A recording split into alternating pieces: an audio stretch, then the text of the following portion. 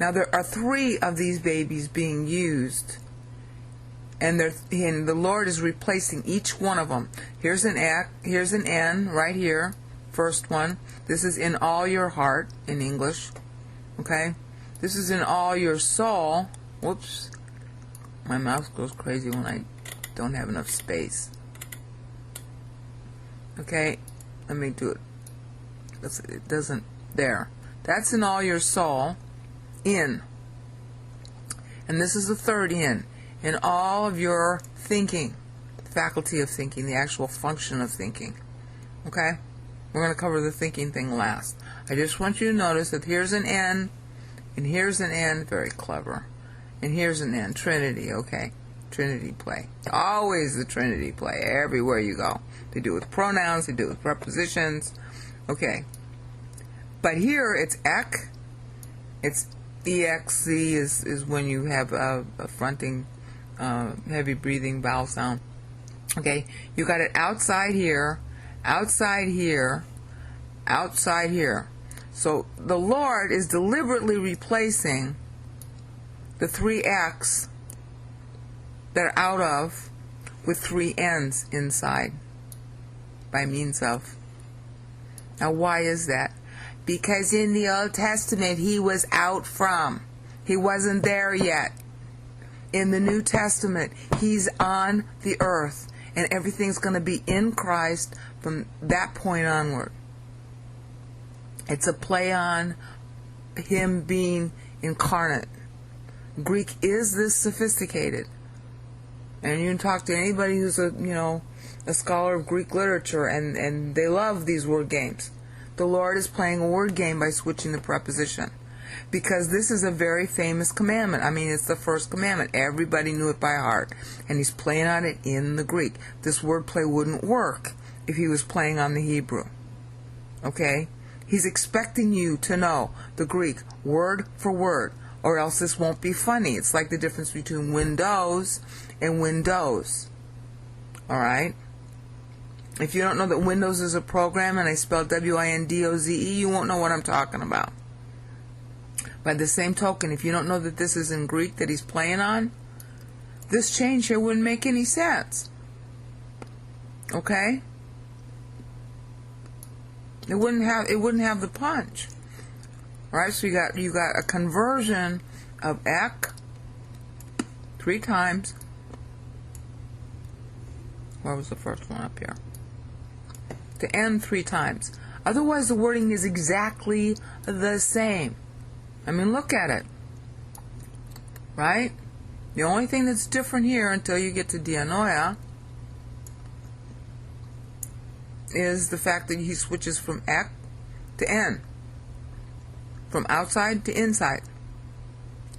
And because N takes a different case ending, that's why it's hole here. Okay, it means whole. That's where we get the word whole from. Instead of holes. There. See, because ek takes the genitive.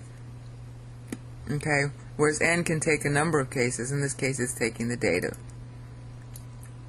Okay?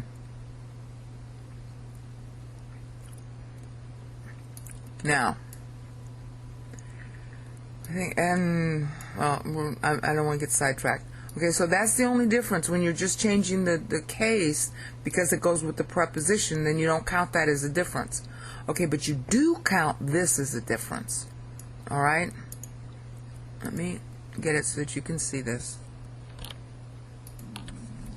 It's the faculty of thinking. When it says way of thinking and feeling, it's not talking about your opinions. It's talking about your actual functioning method. Okay? It's talking about the thinking process. Alright?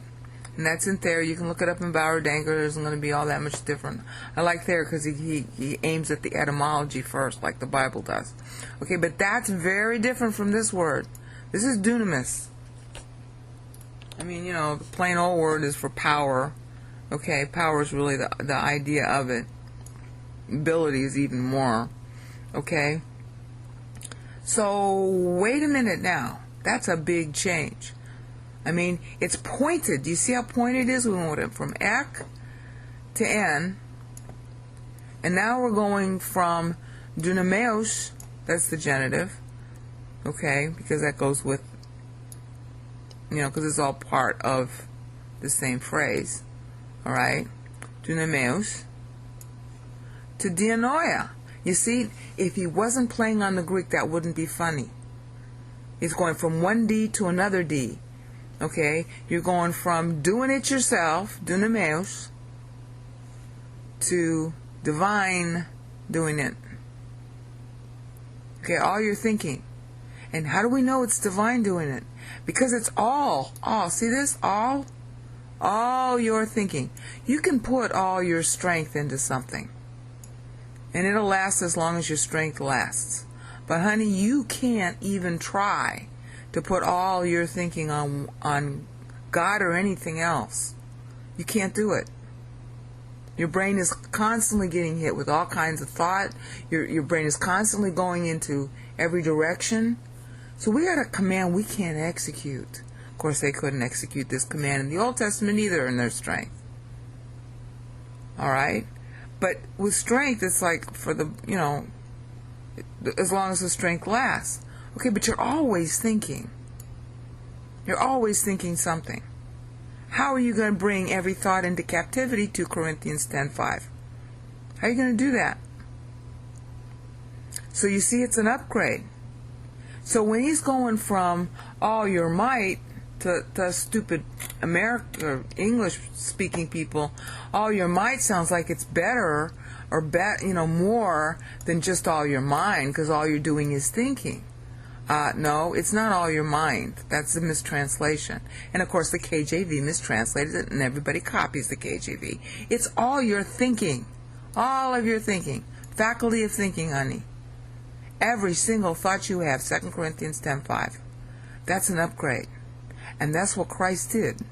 Because every single thought he had to be the Father, had to be a Bible, so it wouldn't be sinning. And you just know that Christ himself was one who fulfilled this command. Well, if he's stating the command, then he fulfilled it. You get that? It's a higher command level. So simply by changing the ek, to summarize now, ek versus n, all right? He's making those 3 changes because he was not there. He was outside them, but now he's going to be inside them. He was outside the earth in terms of, there was no humanity of Christ at that point. 3 times, play on Trinity, all right? But now he's inside the earth. He's on earth. He's speaking on earth. Matthew 22:37. 3 times, play on Trinity again. It's a constant in the New Testament as well as in the Old. Okay, and now it's all your mind. Okay, Hole ti dianoia su. I'm not trying to say it exactly the way it should be said. Dianoia, all your thinking. Versus dunameos. See the difference? Now, do you notice that all the other words are exactly the same, except those I just pointed out? It is a deliberate modification of the original First Commandment verbatim in order to make a point. Hi, I was outside then, I'm right here now, I'm God. This is a statement that he's God, because it's a statement about God. And now you have to love in. Well, how can you love in? Because he's in. He's going to be in you. He's in the earth now, in his humanity, but the godness is, of course, the same person. Got that? And then, therefore, it's not your might anymore. It's your thinking. Why? Because he'll be inside you. All that wordplay is in the Greek. It's due to the change in the quotation. And there's not one lick of it you can tell in the English, except for, well, gee, did he misquote? I got mind here versus might there. Maybe one of the translators was trying to pick up on the wordplay when he translated it that way. All right, because might and mind both begin with M at least, and just like dunameos and dianoia begin with D. So somebody was smart enough to pick up on that. But you can't get all that meaning out of just this change. There's no way to tell. You shall love the Lord God with. Okay, well, we can't say in all your heart and in all your soul to show that change, because this is basically out from in Greek. This is inside, by means of. See the difference?